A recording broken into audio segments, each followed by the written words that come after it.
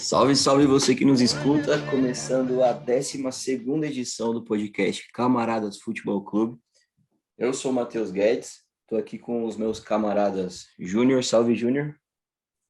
Salve, rapaziada. Júnior que está de volta aí, né, depois da última edição. O André Ricardo. Salve, André, como vai? Salve, rapaziada, tudo bem? Matheus, Júnior, Felipe, grande abraço a todos, pessoal que nos escuta.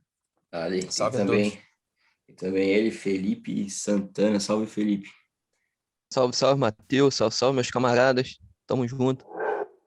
Hoje a gente está gravando aí diferente, né, do normal. A gente sempre grava no final da semana. A gente está fazendo uma edição aí no começo da semana, né? A gente está gravando no dia 24 de maio de 2021, antes de 24 de maio, para falar sobre os estaduais, né, que acabaram. Vamos dar uma passada aí pelos principais estaduais aí do Brasil, falar desses fins de campeonatos estaduais. E, como de costume, né, desejar nossas condolências aí para quem perdeu algum familiar, perdeu algum amigo, algum ente querido aí por conta do vírus, né, da Covid-19, tanto do vírus quanto da negligência do nosso governo. A gente vê aí que o presidente está mais preocupado em andar de moto do que salvar vidas, né? Ele, assim como o Benito Mussolini, anda de moto com seus apoiadores, né? Então, qualquer semelhança não é mera coincidência. Quer dizer, é coincidência, né? Ambos são fascistas e estão na escória da humanidade. Mas é isso, cuide dos seus, cuide da sua vida e vamos em frente. Hoje também, no dia 24 de maio, comemora-se 55 anos de Eric Cantona, ele que é a capa do nosso podcast, né? O grande francês Eric Cantona, o que dá voador em fascista. Nossas saudações aí, nossas felicidades a Cantona, que está nos ouvindo, né? Tomar. Quem sabe um dia ele nos escuta. E como o André lembrou aí pra gente do nosso grupo, amanhã é aniversário do Clube Atlético River Plate, né? 120 anos de River Plate, esse time histórico aí da América, do mundo. André, sabe por que das cores do River Plate? Pô, não sei não, camarada. Dá bandeira de Gênova, as cores da bandeira de Gênova, né? Tem muito imigrante italiano na Argentina naquela época. Pô, muitos maneiro. deles vindo de Gênova. É por isso que o Boca Juniors chama chinês, né? A torcida, que é uma variação de genovês. E o Felipe, você sabe por quê? Quem que o River Plate homenageia com a faixa no peito ali, na faixa na camisa? Qual time carioca que eles homenageiam? Não sei dizer, camarada. Não é nenhum, não, tô só zoando. Mera coincidência com o Vasco. Mas vamos falar de campeonato estadual. Vamos começar pelo Rio de Janeiro, falar da final do Campeonato Carioca, né? Que eu tô aqui com 3 tricampeões cariocas, né? Eu queria começar por você, Júnior. Flamengo ganhou do Fluminense, né? 3-1, 4-2 no placar agregado. O que falar desse Flamengo 6 vezes tricampeão estadual? Salve, salve aí mais uma vez a todas e todos que nos escutam aí. Bom dia, boa tarde, boa noite. Estadual, né? Sempre aquela mesma disputa ideológica, né? Tem ou não tem, né? Gosta ou não gosta. Eu já gostei mais, hoje eu gosto menos. Mas o que a gente não pode ficar sem é futebol, né? Tem que ter o futebol, a gente gosta muito dos jogos. E por conta da diferença, né, dessa dimensão de dinheiro entre os clubes, fica uma pressão muito grande para que o Flamengo vença esses campeonatos, né? Porque pensando, né, no dia que o Flamengo agora for perder algum título desse carioca, né, como que vai ser a repercussão no dia seguinte, diante, né, desse favoritismo exagerado aí, né, que o Flamengo acabou conquistando nos últimos anos. E essa edição, ela começou muito morna, né, jogando com o time reserva e só finalizou ali com o time titular, jogando poucas partidas, né, algumas no final da primeira fase da Taça Guanabara e depois as finais contra o Fluminense, que acabou, né, e no primeiro jogo até jogou um pouco melhor, mas se for analisar como um todo, não conseguiu fazer frente ao Flamengo. Assim, na segunda partida, parecia que eu estava vendo um amistoso. O Flamengo em momento nenhum, assim, eu senti que o Flamengo perderia o jogo, né? Às vezes você está vendo uma partida de final, você fica naquela tensão, ou pode levar um gol aqui, e outro time vai crescer, vai subir o ataque várias vezes. Mas dessa vez você assistiu o jogo e parecia que a qualquer momento o Flamengo ia marcar um gol, ia marcar mais um. Mesmo sabendo que a zaga vai sempre dar um jeito de levar um gol, né? Por mais que não esteja com a bola rolando, eles vão criar uma oportunidade de falta ali, seja pênalti, né? Ou alguma falta próxima da área para ter bola na área, chuveirinho, falta direta. Sei que o Flamengo vai levar gol. Que até tem aquela expressão que o pessoal criou aí, né? Iscan-pênalti. Tem um iscan-pênalti também. Então, mesmo assim, né, sabendo que o Flamengo levaria um gol, você, vendo o jogo, você sentia que a qualquer momento venceria a partida.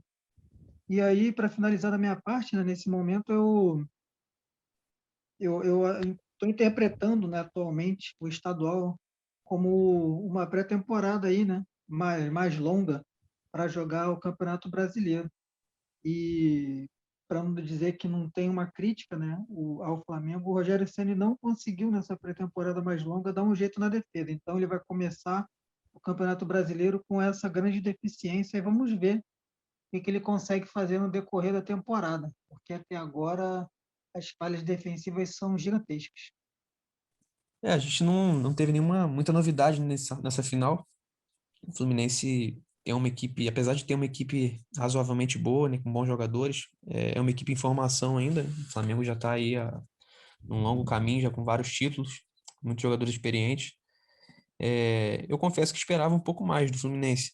Esperava um pouco mais. Eu sabia que não ia ser um jogo tão difícil. O Flamengo é bem superior, mas esperava um pouco mais, né? Se a gente pega o mapa de calor, né, da partida, por exemplo, a gente vê que o Flamengo dominou, né? O Flamengo para cima e o Fluminense do meio para trás, né? Só na defesa, né, tendo uma ou outra oportunidade. E deu assim mais o esperado mesmo, né? A superioridade do Flamengo é muito grande, né? A experiência do que eu falei, né? Já é um time que está jogando junto há muito tempo. Rogério Ceni já tá há bom tempo no Flamengo, né? Já conhece o time. Então, eu só esperava um pouco mais mesmo do Fluminense, né? Que o Fluminense partisse um pouco mais para cima, tentasse se impor mais no jogo. Mas foi um bom jogo, né? E queria destacar o menino Gabigol, né? Que vem jogando uma barbaridade, vem sobrando, né? No futebol brasileiro. Fez 2 gols, deu um passe lindo para Rascaeta, né? Que até gerou o pênalti para um dos gols. Então, assim, o cara vai passar de 100 gols fácil esse ano. O cara tá jogando demais. E como o Júnior falou, né, o Flamengo, apesar dos títulos que já ganhou, né, com o Rogério Ceni, parece que não convence ainda, né, 100%, porque a defesa ainda tá falhando demais, né? Inclusive o pênalti que o Rodrigo Caio fez foi um pênalti desnecessário, né? Poderia ter sido evitado. Então, assim, por mais que esteja ganhando títulos, né? Por mais que o Rogério tenha evoluído, né, com o time, que continue, né, evoluindo, mas a defesa ainda é um problema, ainda é um sério problema. E como eu já falei no último episódio, né, é um problema, é urgente, né? A solução para esse problema tem que ser urgente. Então, acho que os próximos campeonatos aí, Libertadores, Brasileiro, isso vai passar muito pela defesa que o Flamengo vai ter, né? Eu acho que isso vai ser primordial, vai ser decisivo. Então é isso são as minhas considerações. Depois que os camaradas falaram aí, fica até um pouco difícil tentar complementar alguma coisa. Eu vou muito na linha deles. Eu acho que o Flamengo fez valer sua superioridade, né? Técnica, econômica, dominou o campeonato de ponta a ponta, né? Em nenhum momento pareceu perder o título, né? Já em relação aos jogos, o Flamengo foi bastante superior. Nesse segundo jogo, então, foi uma coisa descarada, né? O Flamengo, no primeiro tempo, teve um domínio absurdo. Saiu até barato os 2-0, né? No primeiro tempo. Eu não consigo ver isso que muitas pessoas viram, reclamando em rede social do Rogério Ceni, que o time no segundo tempo tirou o pé, que foi ameaçado e tudo. Eu acho que é mais uma viagem dessa Fla-mimimi, né, que todo mundo conhece aí. Eu acho que o Flamengo foi o que mais confrontou o Flamengo, né, foi esse fantasma do sistema defensivo, né, que vem sofrendo ao longo dessa temporada. Era mais um medo ali de uma bola na área, acontecer alguma coisa e tudo, porque de efetivo mesmo o Fluminense fez muito pouco. Eu não lembro, alguém consegue lembrar de alguma defesa que o Gabriel Batista tenha feito no jogo? Não aconteceu. Fred ali diminuiu no início do segundo tempo, talvez uns 2 ou 3 minutos, com o time, com o Fluminense tentando sair, mas era uma coisa muito desorganizada, né? Era mais na base do desespero mesmo. O Flamengo em nenhum momento deu mostras que perderia o jogo, né? Não teve isso, não teve pressão, não teve nada. Um domínio absoluto do melhor time do campeonato mesmo, que seguiu o protocolo, né? E venceu bem. Em relação a... É uma coisa interessante isso também.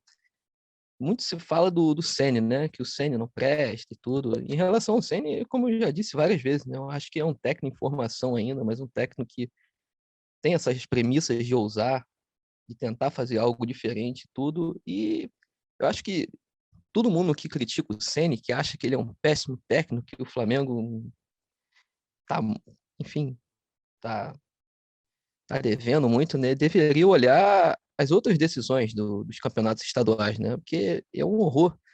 Pelo amor, quem reclama do Flamengo, torcedor que reclama do Flamengo tem que parar para ver a decisão no final do Campeonato Paulista, que um jogo que a gente vai falar daqui a pouco, né? Muito abaixo da crítica. A decisão do Campeonato Mineiro com o Atlético não conseguindo fazer um gol no América em 2 jogos. Decisão no Campeonato Gaúcho, que até teve emoção, mas mais pela rivalidade, porque pelo nível técnico mesmo foi muito abaixo. Então, e o torcedor tá reclamando. É uma coisa assim que beira o sadomasoquismo mesmo, né? O Ceni, infelizmente, por uma parte da torcida já está condenado, né? Pode vencer uma Libertadores, eles vão achar algum defeito, pode até ganhar um Mundial que eles vão achar alguma coisa, mas é isso. E o Flamengo fez valer a sua prioridade e venceu como tinha que fazer, né? A gente pode apontar erros e tudo, obviamente, né, no sistema defensivo, mas a gente tem que acompanhar a evolução do time ao longo da temporada. Vocês falaram bastante aí do Flamengo, acho que foi o Júnior que comentou, né, sobre o Flamengo tá ganhando bastante agora. A gente tá vendo aí o início de uma... O início não, né, já o terceiro título seguido, é uma soberania do Flamengo no estado e parece que não tem data para acabar, né? O Flamengo perder um título, assim, é uma coisa que vai ser muito incomum, né? O Flamengo é muito favorito a ganhar no Rio de Janeiro. Então a gente pode dizer que no Rio de Janeiro deu o normal, mas agora, como o Felipe falou do estadual de São Paulo, né? Vamos falar sobre a final aqui Matheus, de São Paulo. Oi. Matheus, só um parêntese só antes de você fechar. A gente até comentou no podcast, né, sobre o Marcos Felipe, goleiro do Fluminense, que deu uma despeitada, né? Falando ali do goleiro do River Plate e tudo, né? Impressionante. O rapaz foi falar isso no outro jogo, ele falhou nos 3 gols.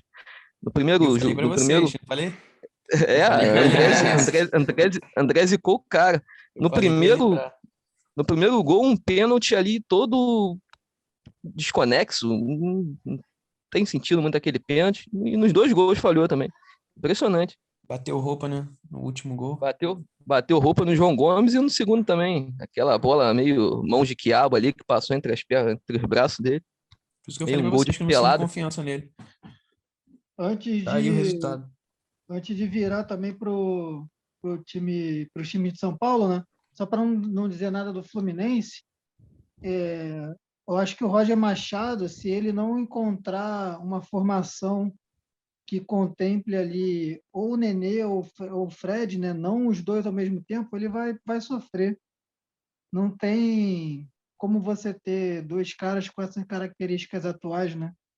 Não só pela idade, mas até mesmo se eles fossem mais jovens, as características são diferentes, né? Então, para jogar em velocidade, marcação, pressão, com esses dois caras ao mesmo tempo, eles vão ter muita dificuldade. Então, eu acho que se ele não encontrar uma formação melhor que essa aí, ele vai ter problemas durante a temporada. Pessoal, último É, detalhe rapidinho. Só um último comentário. Dos títulos que o Ceni disputou desde o início, ganhou todos, né? Então, assim, é claro que pode ser criticado, mas, né, tem seus méritos. só um adendo também em relação a. O Júnior falou do Fluminense, né? Sobre o Nenê e o Fred, eu também concordo. Acho que os dois não podem jogar juntos. E o Roger, acho que ele cedo ou tarde vai se ligar nisso, mas como o time melhora no segundo tempo, né? É sintomático quando um dos dois sai, quando entra o Casares ali, até o Abel Hernandes e tudo, como é que o time ganha fôlego extra, né? O Roger, principalmente falando assim do trabalho dele no Grêmio e no Palmeiras, ele se caracteriza por montar bons times, mas parece que às vezes ele vai se desgastando com os jogadores. Não sei se acontece um desgaste interno, mas ele monta um time bom e parece que ele começa a perder os jogadores. Eu não sei se também colocar Nenê ou Fred no banco, né, que são dois caras aí já. Eles devem ser dono do vestiário no Fluminense. Não sei o quanto isso deve pesar contra o Roger, talvez ele esteja jogando isso a favor dele, mas está prejudicando o desempenho do time, né? E sobre o que vocês tinham comentado do goleiro do Fluminense, já diria o ditado, né? A língua é o chicote do cu. Então falou e pagou aí nesse jogo. Mas vamos virar a chave para o Campeonato Paulista, que a gente estava falando antes, né? Que o Flamengo ali, tipo, no Rio de Janeiro deu o normal, só que em São Paulo aconteceu o inesperado, vamos dizer assim. Não era inesperado o título de São Paulo, mas é um título que não acontece há 16 anos, né? Um título que tira o São Paulo da fila. São Paulo que trouxe um treinador aí jovem lá na Argentina, né? Foi buscar o Crespo, cara que chegou, prometeu intensidade, entregou, já tirou o São Paulo da fila e você vê como a importância desse título, né? O Muricy estava chorando nas tribunas lá no Morumbi, depois do São Paulo ser campeão. Muita festa nas ruas aqui de São Paulo, né? Tinha torcedor de São Paulo que já nem sabia comemorar o título, né? Tava com o rojão vencido, de tanto tempo que não ganhava. O Felipe falou que foi um jogo ruim, Felipe, eu vou começar por você, né? Qual foi a sua impressão desse São Paulo 2, Palmeiras 0, São Paulo campeão paulista? Eu acho que foi um pouco reflexo do primeiro jogo. Um segundo jogo, o primeiro jogo, né, que já havia sido ruim. Mas no segundo tempo teve um pouco de injeção, no segundo jogo, perdão, teve mais injeção de ânimo, né, por ser a partida derradeira mesmo. Como no primeiro jogo, eu achei que o São Paulo ousou mais, teve mais iniciativa, teve mais fome de vencer o campeonato e acabou sendo premiada, né? Depois de um passe de capoeira do Pablo ali, um golaço do Luan, que desviou no Felipe Melo, né? O rapaz que faz arminha, né? Na hora do símbolo nacional, do hino nacional, enfim.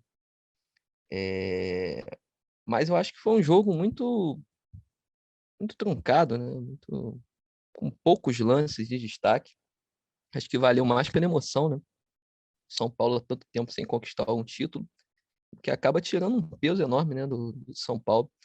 Sobre o jogo em si, eu acho que foi basicamente isso. Acho que não tem muito o que destacar, né? Eu vejo mais o São Paulo com uma postura assim mais de campeão mesmo, né? Desde o início eles trataram a competição como uma Copa do Mundo, porque era importante, né? Principalmente nessa administração que está começando agora já largar com o pé direito.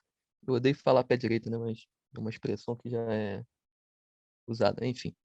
Mas para o início a administração era bacana, né? Você já largar tirando esse peso das costas. E o São Paulo foi lá e ganhou, né? Acho que foi merecido o título e a vitória do São Paulo. O, o Palmeiras, eu acho que aos poucos a gente já vai vendo coisas assim que até então estavam meio imperceptíveis, né? Primeiro, como o Abel vai se tornando cada vez mais um técnico brasileiro, né? O homem reclama de tudo, faz aquela papagaiada toda dentro do campo, arrumando confusão com o jogador adversário e reclamando. A gente falou em um dos primeiros episódios, né, do nosso podcast sobre o negacionismo do Renato Gaúcho, né? E parece que o Abel está indo pelo mesmo caminho. Porque ele é um rapaz inteligente, ele tem uma visão de jogo, de futebol boa, ainda que eu não concorde com o estilo de jogo, né, que ele faz suas equipes aplicarem. Mas ele tem uma boa leitura de jogo. A gente vê que ele analisando assim o jogo é uma coisa, pelo menos ontem, né, a postura dele é uma coisa completamente fora da realidade. Falou que o São Paulo não merecia ganhar, que arriscou menos, que teve menos posse de bola, aquelas coisas de perdedor, né? Que ele já tinha feito, deu sinais, né, quando comemorou o quarto lugar do Campeonato Mundial. Mas é isso, um título merecido, né? A torcida do São Paulo estava merecendo esse título e acho que é uma equipe que vem forte aí pro restante da temporada, assim como o Palmeiras vai vir também.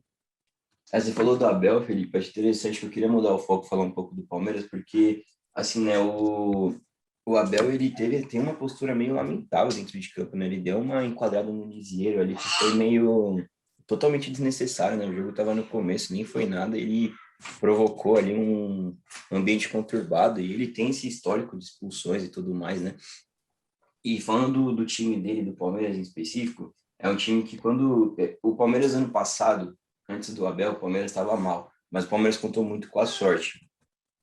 A sorte jogou a favor do Palmeiras, colocando times mais fracos no caminho do Palmeiras, né, tanto na Copa do Brasil quanto na Libertadores. E quando o Abel chegou, ele conseguiu conciliar a sorte com competência. E foi o que faltou para o Palmeiras ontem, sobrou para o São Paulo, né? A sorte brilhou do lado de São Paulo, né? Não foi uma sorte igual que o Palmeiras teve, mas foi uma bola desviada ali que abriu o placar para São Paulo e colocou o Palmeiras numa situação que não está acostumado, né? Que é a situação de estar atrás do placar e quando você vê que o Palmeiras tem que fazer alguma coisa com a bola, ele não consegue. O Júnior, não é para ter crise no Palmeiras, né? Com esse resultado, mas acende a luz de alerta ali, porque mais uma vez o Palmeiras não consegue desempenhar quando está atrás do placar, né? Isso, eu até já entrei em muito debate, né, sobre esse estilo de jogo do Palmeiras, que é legítimo, né? Cada um joga do jeito que lhe convém, mas é um estilo muito pobre, né? Eu não sei se o que pode explicar as vitórias do ano passado, né? Dos campeonatos do ano passado que terminaram esse ano, né? Alguma coisa pode ter a ver com a pandemia aí, não sei, né? A gente nunca vai saber exatamente o, o que explica isso, né? Mas nos últimos anos, o estilo de jogo empobrecido como esse não estava mais tendo tanta facilidade para vencer, tanto que estava acontecendo um movimento de troca de treinadores buscando estilos que priorizassem a posse de bola. E o que a gente vê o Palmeiras fazer assim, né, beira assim, chega a ser deprimente, né? O Felipe falou que o Fluminense foi patético, né, jogando aqui no Rio. E vendo os jogos lá de São Paulo, as duas finais, né? Essa segunda, então, parecia que foi a mesma sensação que eu tive vendo o jogo. Em nenhum momento eu parei e pensei, cara, o Palmeiras pode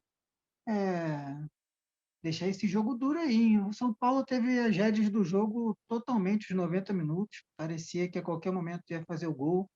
Por mais que tenha sido uma bola desviada ali no Felipe Melo, em algum outro momento sairia o gol do São Paulo, porque por mais que não fosse muito, muito superior, né?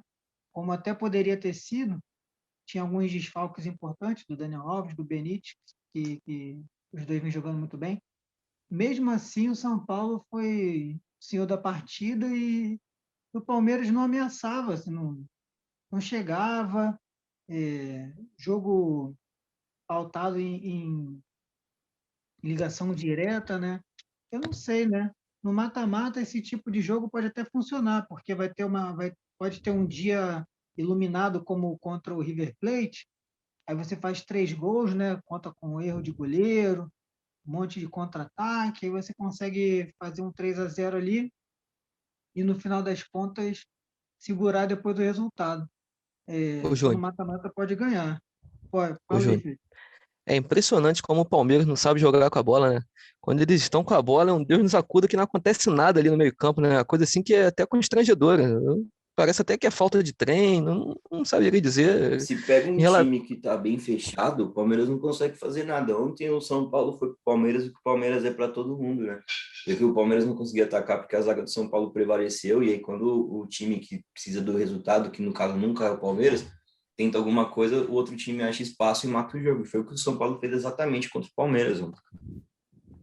Botou para provar do mesmo remédio, porque é, quando eles precisam estar com a bola, não tem criatividade. E tem jogador para isso. Para mim, é falta de treino, Felipe, porque você tem o Danilo, que é um bom jogador, Patrick de Paula, o Felipe Melo também, cara, o mais nocivo, né, à humanidade como ser humano, jogar bola ele sabe, então você está num esquema que não favorece a troca de passe, né, a criatividade.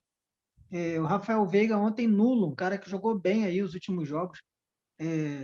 Mas é nesse esquema, né? Quando está jogando em velocidade no contra-ataque, está com muito espaço, porque pega outro time despreparado. Eu estava vendo uma análise que o São Paulo ele voltava para recompor a zaga sem dar espaço para o contra-ataque, uma velocidade muito maior do que se costuma ter. Então o Palmeiras encontrou essa dificuldade também. Um time que estava sedento para ganhar, né? Não ganhava isso desde 2005, não ganhava título desde 2012, mas o estadual não ganha desde 2005. Então, quando acabou ali, a gente viu, né? Pelas imagens que parecia final de Copa. Então, para ganhar do São Paulo ontem, o Palmeiras ia ter que demonstrar um futebol que ele ainda não demonstrou desde que esse Abel Ferreira chegou. Abel Ferreira na certidão, Abel Braga Lusitano para os mais chegados aqui no Brasil. Rapaziada, sabe o que eu tô achando? Eu tô achando que esse estilo de jogo do Palmeiras tá ficando manjado já, entendeu? Já, Inclusive, eu ia falar uma coisa que pode ser meio arriscado eu estar falando isso agora, pode ser um pouco cedo, né? Mas parece que é possível que a decadência de Abel Ferreira no Palmeiras já tenha começado, porque não é possível um time ganhar uma Libertadores, né? Claro, com os questionamentos que teve, né, de estilo de jogo, enfim, ganhar uma Copa do Brasil e ter 3 vices no mesmo ano, em 5 meses, né? E perder para um São Paulo, um time em formação ainda, né?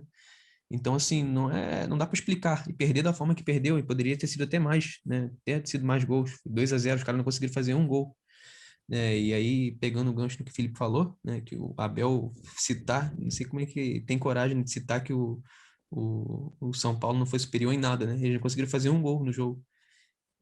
Enfim, né? Desprestigiando aí, menosprezando, né? O trabalho do Crespo. Então, assim, é uma coisa patética, né? Um treinador falar isso, né? Um treinador que não conseguiu fazer um gol na equipe adversária, falar que o São Paulo não foi superior em nada, né? Que não mereceu vencer, e, enfim, né? Só queria comentar essa questão, né? E é possível que a decadência aí do Abel no Palmeiras já tenha começado, porque eu não vejo perspectiva para apresentar mais do que isso aí, não. Eu acho que é isso aí mesmo. Acho que São Paulo não, Palmeiras nesses vices aí tem demonstrado exatamente isso, né? Essa constância de derrotas, né, decisivas, parece que está demonstrando o que é realmente o Palmeiras, né? Acho que é isso aí. Você comentou bem, André, querendo ou não, já é o terceiro vice do Palmeiras, né, em um curto período de tempo. Não é à toa. Isso, e o que mais, assim, eu achei mais grave, não é nem a questão, assim, de estar o terceiro vice, o terceiro título que o Palmeiras perde, mas é a falta de resposta nesse jogo, né, foi muito mal.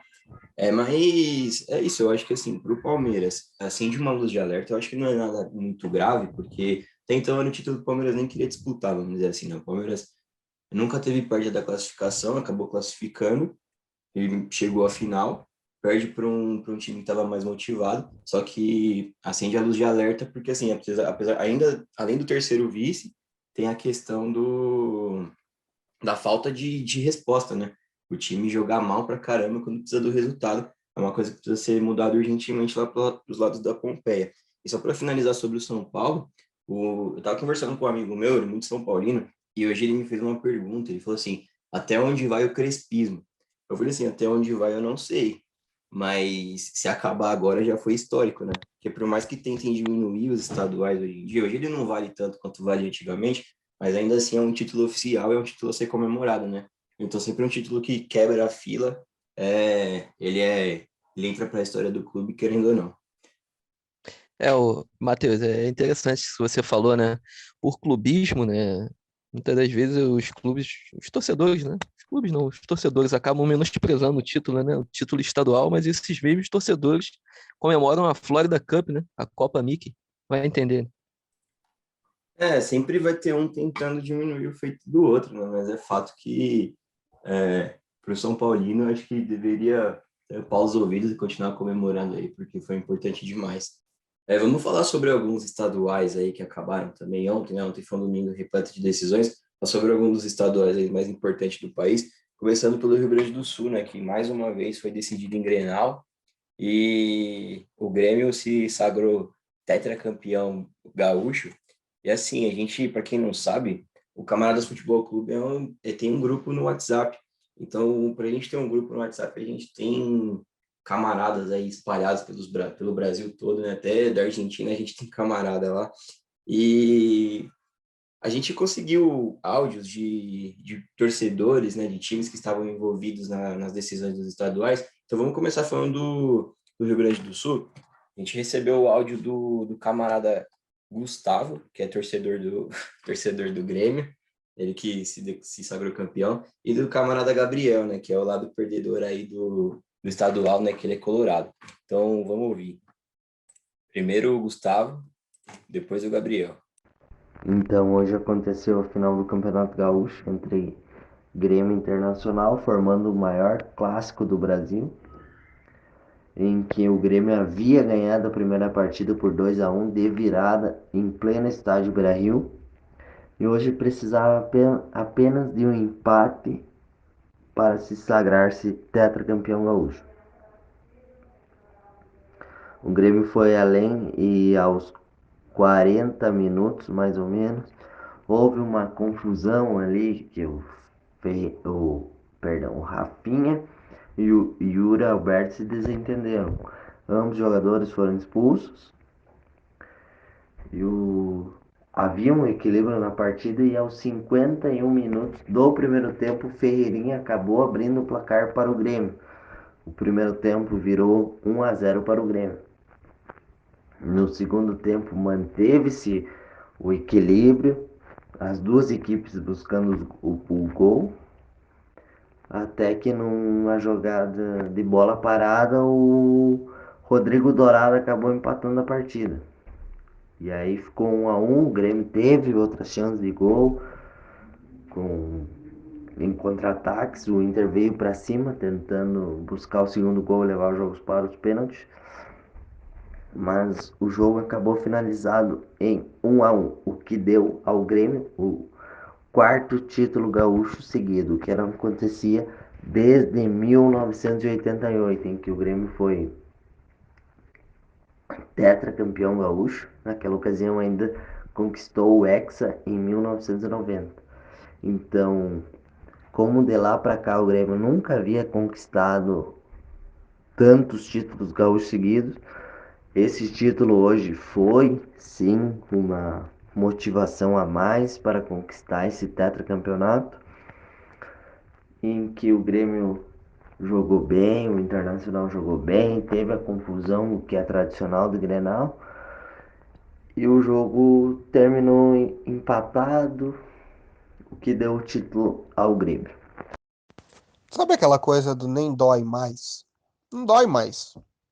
Não, sabe, tipo, tem um tipo de desilusão na vida da gente, assim, que não dói mais, sabe? Tu chega num nível, assim, que tu se acostuma a sofrer, que o sofrimento faz parte da sua rotina, que a dor, ela é parte da sua alma, tanto quanto o restante das coisas que você vive e sente, sabe? É essa a situação do Esporte Clube Internacional. São 5 anos sem um campeonato estadual. Não se ganha do Grêmio na Arena há muitos anos.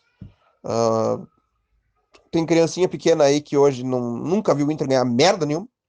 Um time com um elenco cheio de gente com DNA de derrota. É Lindoso, é Rodinei, é Guerreiro, sabe? É Dourado, Infantil. É uma merda. O time do Internacional, ele tenta e não sai do lugar, porque não tem como ser mais do que isso. Você consegue imaginar o Internacional sendo campeão gaúcho? O Internacional sendo campeão de uma Copa do Brasil, de um Campeonato do Brasil? Não tem como. O Internacional não nasceu para isso. Esse Internacional não nasceu para isso. Esse Internacional não nasceu para isso. Precisa rever algumas coisas, o técnico precisa se desapegar de algumas coisas, o elenco precisa ter mais tesão para jogar bola. O que eu vi, eu não tô tão desapontado com essa derrota, porque o que eu vi do gol do Internacional que deu o empate para nós até o término do jogo foi um Inter que jogou com tesão.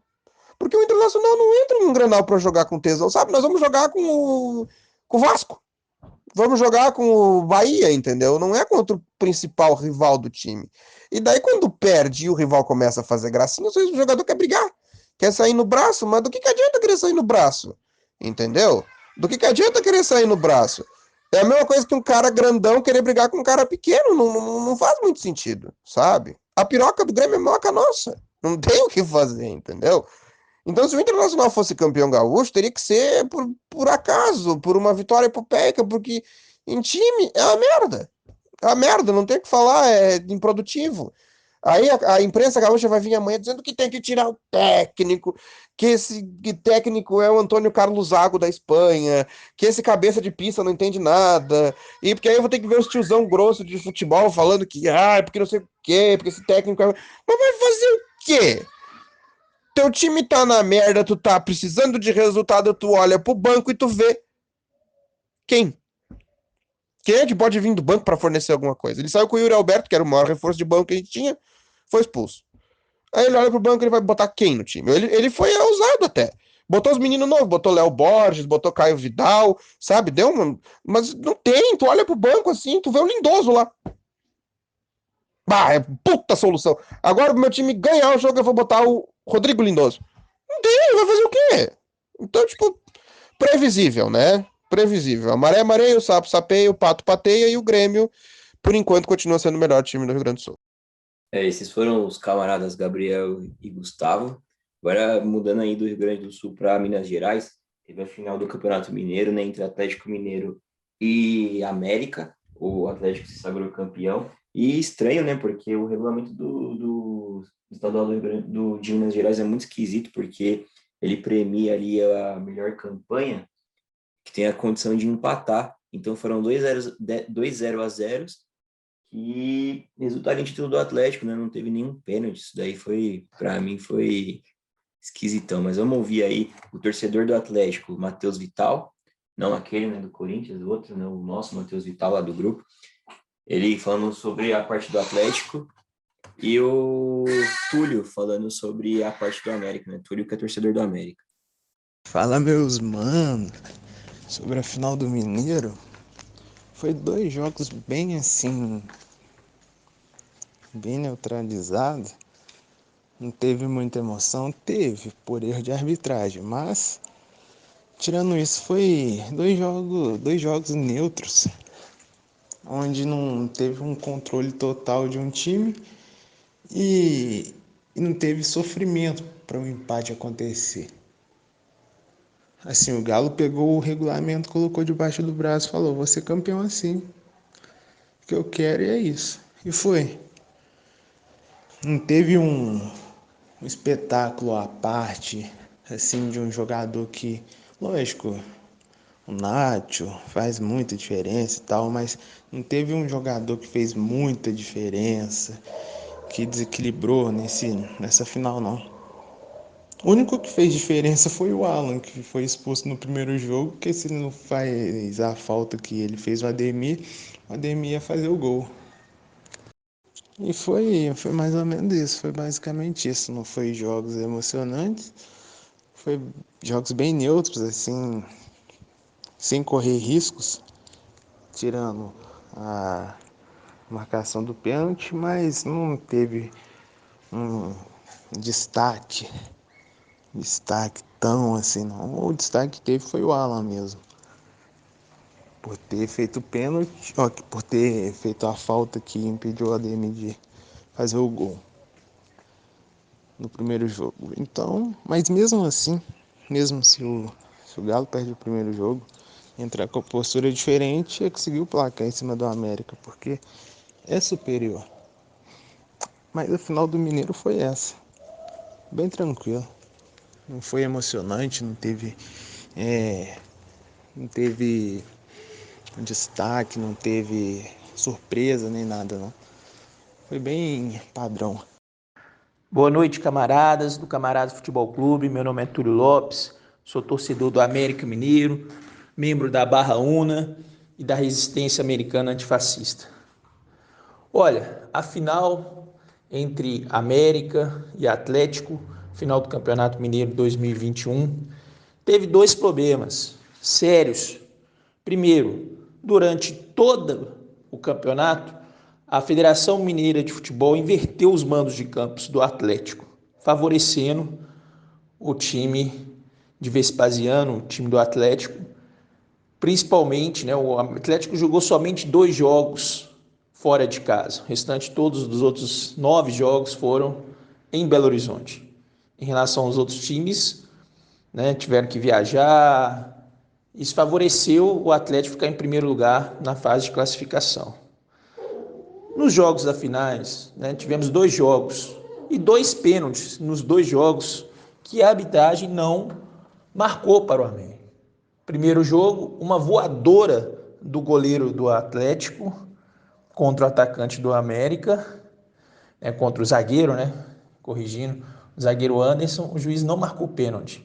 E no último jogo, realizado nesse sábado, aos 47 minutos do segundo tempo, o zagueiro do América foi empurrado quando ele ia cabecear e fazer o gol do América, e a arbitragem favoreceu novamente o Atlético.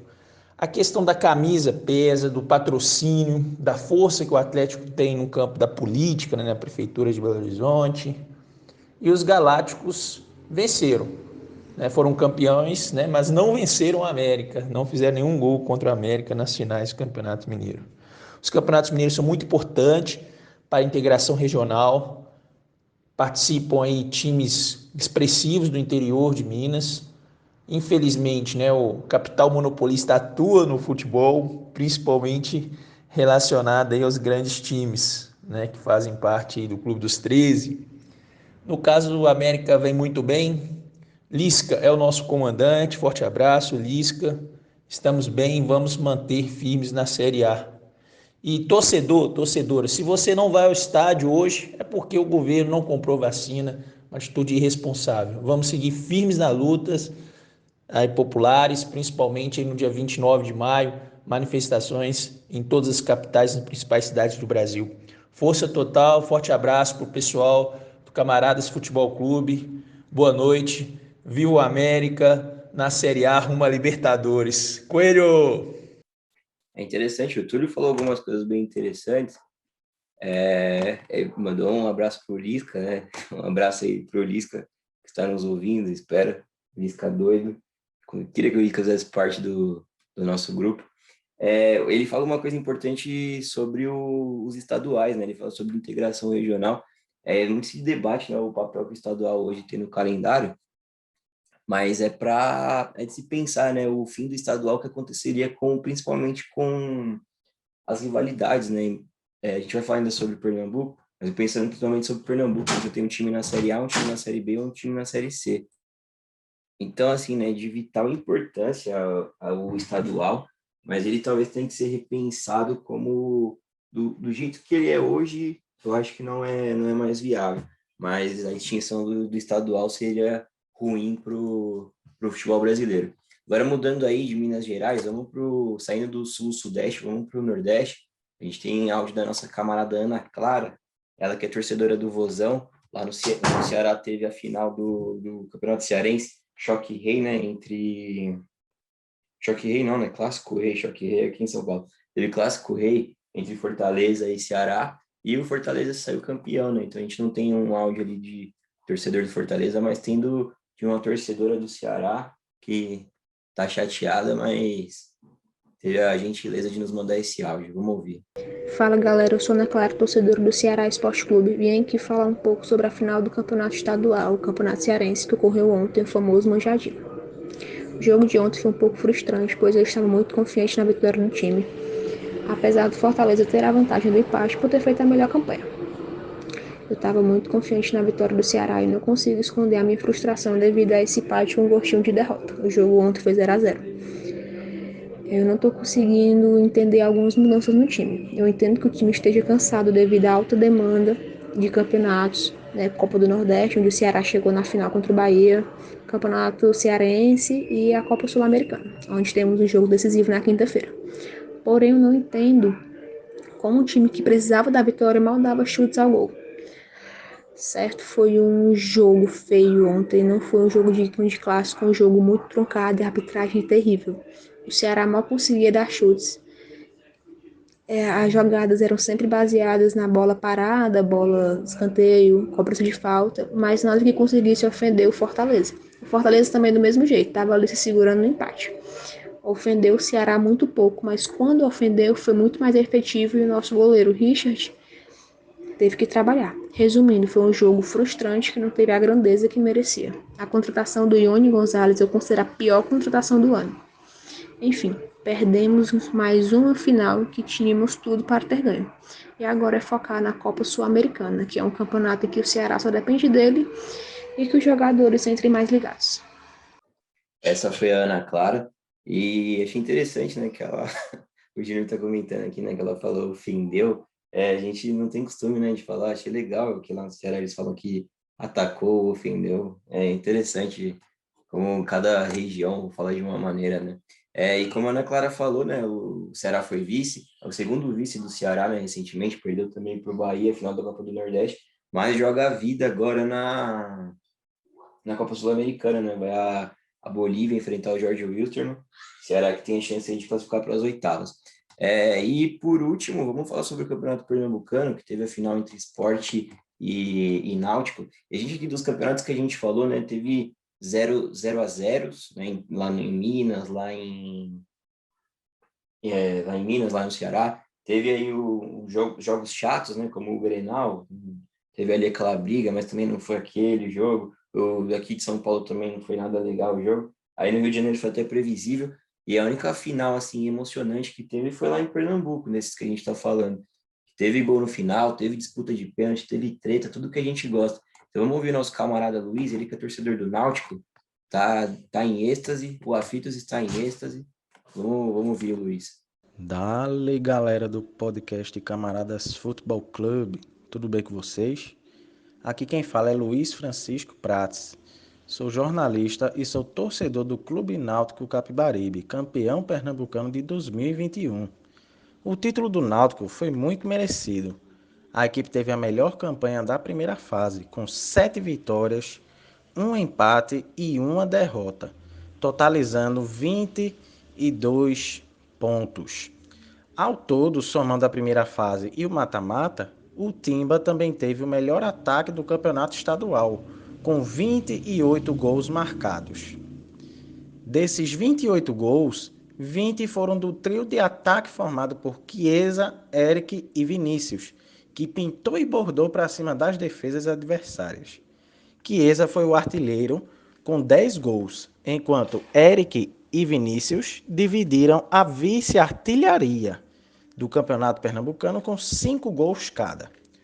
O gigante do bairro dos Aflitos, é verdade, ainda precisa qualificar o elenco para a Série B, que promete ser a mais difícil da história, com clubes de peso como Cruzeiro, Vasco da Gama, Botafogo, Coritiba, Guarani, Ponte Preta, Remo, Goiás, Vila Nova, Vitória e Sampaio Corrêa, além do próprio Náutico, na disputa. Porém, vale destacar que o técnico Hélio dos Anjos, que chegou à Avenida Conselheiro Rosa e Silva quando a equipe estava a 8 pontos de sair da zona de rebaixamento na Série B 2020 e conseguiu evitar a queda à Série C, montou um time titular coeso, que joga com muita intensidade, tem marcação forte e também se destaca por ter uma transição rápida. Para se ter ideia, o Náutico repetiu a escalação tanto na semifinal contra o Santa Cruz, quanto nos 2 jogos da final contra o Sport. Começando pelo goleiro Alex Alves, o lateral direito Hereda, a dupla de zaga formada por Wagner Leonardo e Camutanga, e o lateral esquerdo Brian. Na cabeça de área tem a dupla de volantes Haldney e Djavan. No meio-campo, o responsável pela articulação de jogadas é Jean Carlos. E lá na frente tem um trio de ataque, como já mencionei, formado por Eric, Vinícius e Chiesa. Então, pode-se dizer que essa frequência na escalação facilitou o entrosamento dos jogadores. Méritos também de Hélio, que chegou ao 12º título regional da sua carreira, o primeiro pelo Náutico. Ele é o terceiro técnico em atividade no Brasil com mais títulos regionais, atrás apenas de Givanildo Oliveira e Vanderlei Luxemburgo. Esses dados foram revelados pelo próprio treinador na entrevista ao Globo Esporte, logo durante a festa do título do Timba. Fora de campo, o trabalho de resgate feito pela atual diretoria, que assumiu o clube em janeiro de 2018 e foi reeleita em dezembro de 2019, merece destaque. Além de organizar o retorno do Náutico ao Estádio dos Aflitos, de realizar uma linda e expressiva campanha de associação em massa com a torcida e de ser reconhecida por pagar os salários de jogadores e funcionários do clube em dia, mesmo com essa crise que assola o nosso futebol, a gestão que tem Edno Melo como presidente e Diógenes Braga como vice-presidente chegou ao terceiro título nos últimos 4 anos. Campeonato Pernambucano 2018, Campeonato Brasileiro Série C 2019 e agora o Campeonato Pernambucano 2021. Com o título deste domingo, o Clube Náutico Capibaribe quebrou 2 tabus de uma só vez. Não era campeão no Estádio dos Aflitos desde 1974, quando venceu o Santa Cruz por 1-0 com gol de Lima, e não conquistava o título do Campeonato Pernambucano contra o Sport desde 1968, no histórico hexacampeonato estadual. Naquela ocasião, a equipe saiu vitoriosa também pelo placar de 1-0, com gol de Ramos na prorrogação. E tem mais. Esta foi a primeira vez que o Timba se sagrou campeão em uma disputa de pênaltis. Haja coração, hein? Valeu pelo convite, pessoal. Um grande abraço a todos e parabéns a vocês pelo programa. Vamos em frente. Esse foi o grande camarada Luiz. E com isso a gente encerra aqui a nossa passagem pelos estaduais. Eu já vou começar me despedindo aí dos meus camaradas, gente. Obrigado por essa edição aí, foi bem bacana. Valeu, Júnior. Até a próxima. Até a próxima, meus camaradas. Foi um prazer. Felipe, saudações. Até a próxima. Saudações, meu camarada Matheus. Um grande abraço para vocês. André, Fala, rapaziada. Júnior. Valeu, André. Um abraço. Até a próxima. Valeu, rapaziada. Uma boa noite a todos. Até a próxima.